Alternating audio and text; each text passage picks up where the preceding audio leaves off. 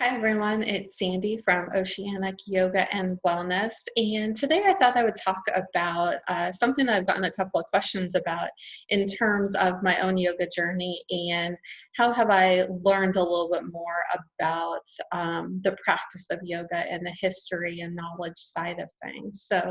Um, I thought that I would start just sharing a couple of books that I have found really helpful that may help you in your own yoga journey, which again, I kind of consider journey is really your lifestyle, if you will. And one of the books that I wanted to start with talking about today, and I'll continue to highlight some as the weeks go on, is this book called The Yoga Mind. Make this a little closer for you here, the Yoga Mind, and it's 52 essential principles. And one of the things that I like is that it's just very basic and brief. Each item is about 2 pages long, and it's just the basics. And again, there's plenty of time, there's plenty of opportunities to really dig deep into some of these topics, but it really is just the basics, talking about the practice of yoga, talking about chakras, and really just kind of understanding more about the practice.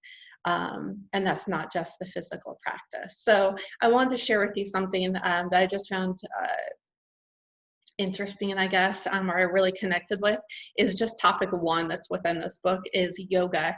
And I remember when I started my yoga teacher training thinking about, well, what is yoga? How do you explain what yoga is to someone who's never practiced or doesn't know anything about it?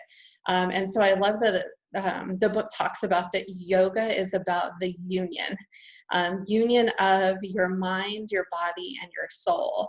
Uh, and the more that I've kind of gone into my own journey here, the more I just can't think that that is just absolutely the best way to think about this. It really is a way of being that is impacting your mind, your body, and your soul.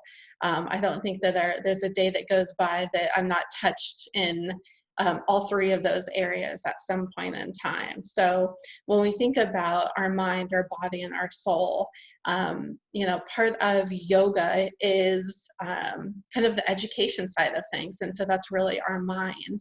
And what we learn can impact physically our own movement. So that goes into the body. And then that experience, kind of the coupling of those two things, really can impact our soul or spirit, if you would rather.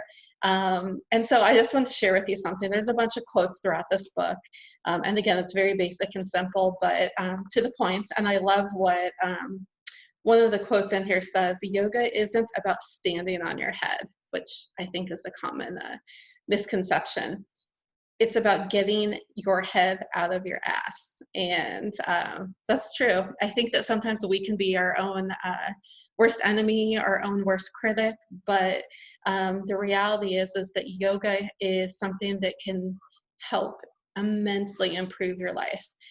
So I encourage you to consider, how has yoga impacted your life? I would love to hear from you. And again, I will continue to share little tidbits about my books and my readings and my learnings. Have a great day.